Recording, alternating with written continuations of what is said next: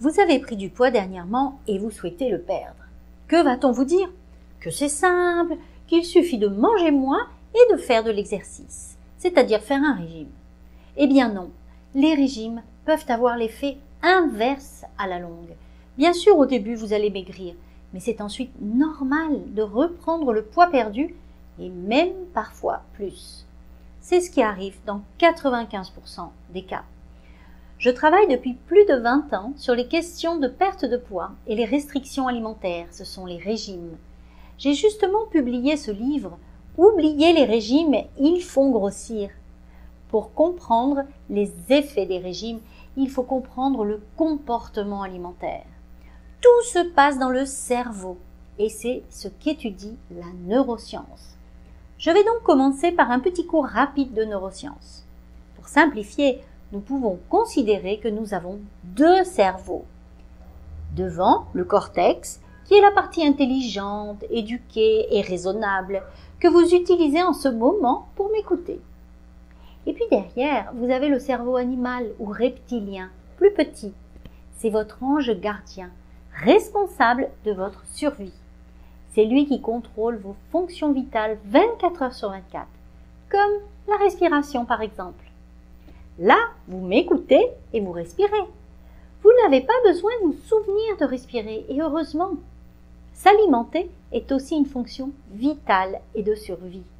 Souvenons-nous que notre cerveau animal a été formaté au cours de milliers d'années pendant lesquelles trouver à manger était une difficulté journalière.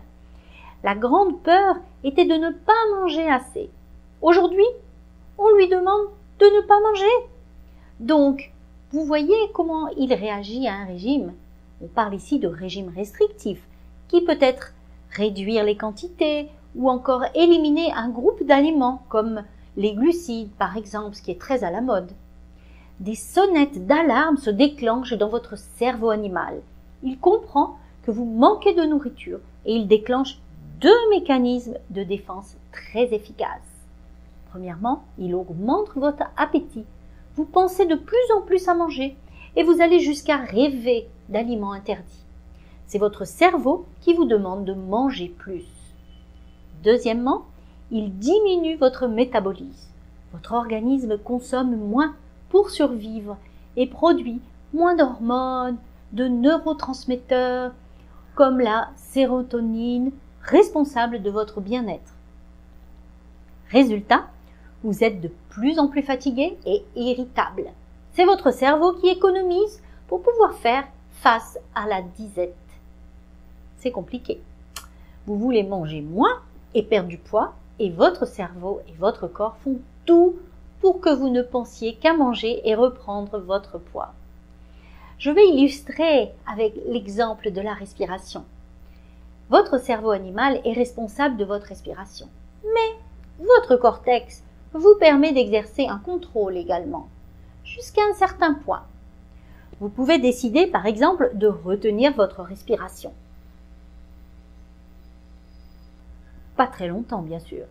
Il va arriver un moment où vous perdrez le contrôle, de façon saccadée au départ, jusqu'à ce que vous retrouviez un équilibre.